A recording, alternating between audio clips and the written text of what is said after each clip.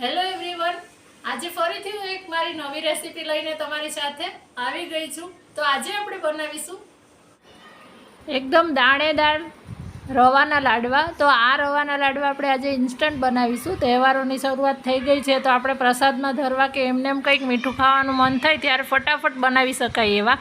તો એના માટે સૌથી પહેલાં મેં અત્યારે 3 મોટા ચમચા ઘી લીધું છે. ઘીને આપણે ગરમ થવા દેવાનું છે. હવે ઘી આપણું સરસ ગરમ થઈ જાય એટલે એની અંદર આપણે રવો લઈ લેવાનો છે. મેં અત્યારે 1 કપ રવો લીધો છે. તમે કપથી માપ કરીને પણ ઘી લઈ શકો છો. ઘી 1/3 કપ જેટલું તમે લઈ શકો છો. થોડું ઘણું અડધી ચમચી જેટલું ઓછું લેશો તો પણ ચાલશે. પણ રવો છે એ સરસ એમાં શેકવાનો છે, એટલે આ રીતે શેકાઈ જવો જોઈએ. રવાને આપણે શેકવાની શરૂઆત કરીએ છીએ તો એકદમ મીડિયમ ફ્લેમ પર શેકવાનો છે. એનો કલર આપણે ચેન્જ નથી થવા દેવાનો, બને એટલું ધ્યાન રાખવાનું છે.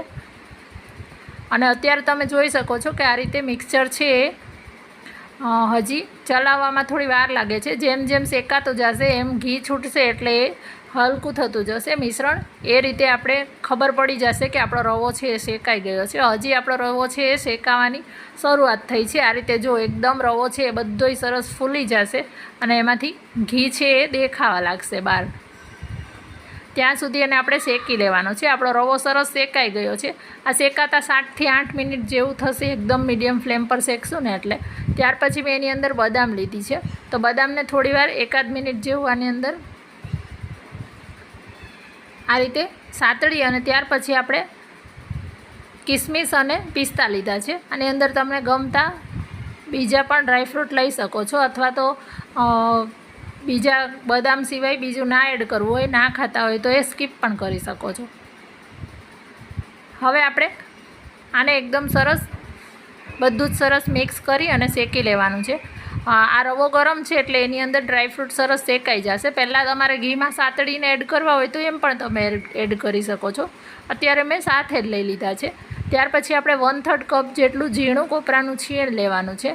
આપણે 1/3 કપ પ્લસ 1 ચમચી જેટલું મેં લીધું છે. અત્યારે મારા ઘરમાં કોકોનટની ફ્લેવર વધારે ગમે છે એટલા માટે. અને રવા સાથે કોપરાનું છીણનું કોમ્બિનેશન બહુ જ સરસ લાગે છે. આજે આપણા લાડવા છે એ તમે બનાવશો ગમે ત્યારે તો નો ફેલ રેસીપી છે. આ તમારાથી બનશે જ અને પરફેક્ટ જ દર વખતે બનશે. અને આજે માવાનો કે કન્ડેન્સ મિલ્કનો કે ઉપયોગ કર્યા વગર આપણે આજે બનાવવાના છે. બીજા મેં ઇન્સ્ટન્ટ લાડુડી પણ બનાવી છે આની પહેલાં. એ પણ તમારે જોવી હોય તો એની લિંક હું ડિસ્ક્રિપ્શનમાં એડ કરી જઈશ, જે 1 થી 1.5 મિનિટની અંદર જ બની જાય છે. આજે આપણે ચાસણી કરીને બનાવવાના છે.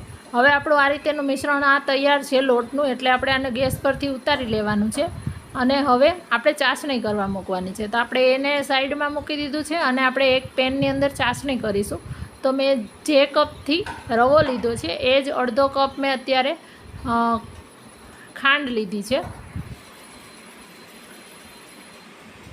અને ખાંડ ડૂબે એટલું પાણી લેવાનું છે. આ પરફેક્ટ માપ છે. તમે આ માપથી કરશો એટલે તમારા પરફેક્ટ જ બનશે. હવે આપણી સરસ ખાંડને ઓગળવા દેવાની છે અને એમાં આપણે ચાસણી કરવાની છે.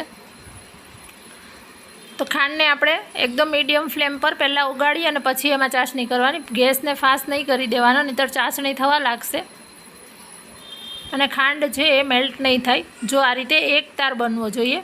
એક તાર બની અને તૂટી જાય છે એટલે આપણો એક તાર બની ગયો છે. હવે આપણે ગેસને બંધ કરી દીધો છે અને આની અંદર આપણે લઈ લેવાની છે. ઇન કેસ જો તમારાથી ચાસણી ઘાટી થઈ જાય તો શું કરવાનું એ પણ હું તમને લાસ્ટમાં જણાવીશ. તો અત્યારે હવે મેં જે આપણું રવાનું મિશ્રણ છે એની અંદર એલચી પાવડર લઈ લીધો છે અને આપણી જે તૈયાર કરેલી ચાસણી છે એ બધી જ આની અંદર નાખી દેવાની છે.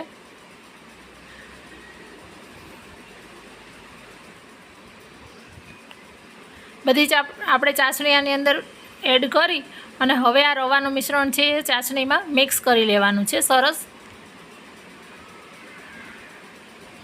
અત્યારે આ મિશ્રણ છે એ ગરમ છે એટલા માટે થોડું ઢીલું દેખાય છે. આને થોડીક વાર માટે એમનેમ જ હલાવતું રહેવાનું છે. અને ગેસ તો બંધ જ છે, નીચે આપણે ઉતારી લીધું છે એટલે આને પહેલાં ઠંડુ થવા દેવાનું છે. હલકું રૂમ ટેમ્પરેચર આવે અથવા તો તમારા હાથથી તમે એને ટચ કરી શકો એટલું એને ઠંડુ થવા દેવાનું છે. અત્યારે આ રીતે દેખાય છે. જો તમે મોલ્ડથી બનાવતા હોય તો અત્યારે તમે એમાં બનાવીને કરી શકો છો, પણ આપણે આને થોડું હાથથી નાની લાડુડી બનાવીશું, એટલા માટે આપણે આને આ રીતે સ્પ્રેડ કરી અને થોડું ઠંડુ થવા દેશું. 3-4 મિનિટ જેવું ઠંડુ થવા દેવાનું છે. 3-4 મિનિટ પછી આપણે આ રીતે એને ટચ કરી શકીએ છીએ, એટલે બધું મિશ્રણ આમ સરસ કરવાનું છે. અને હવે એમાંથી આપણે નાની નાની લાડુડી વાળવાની છે.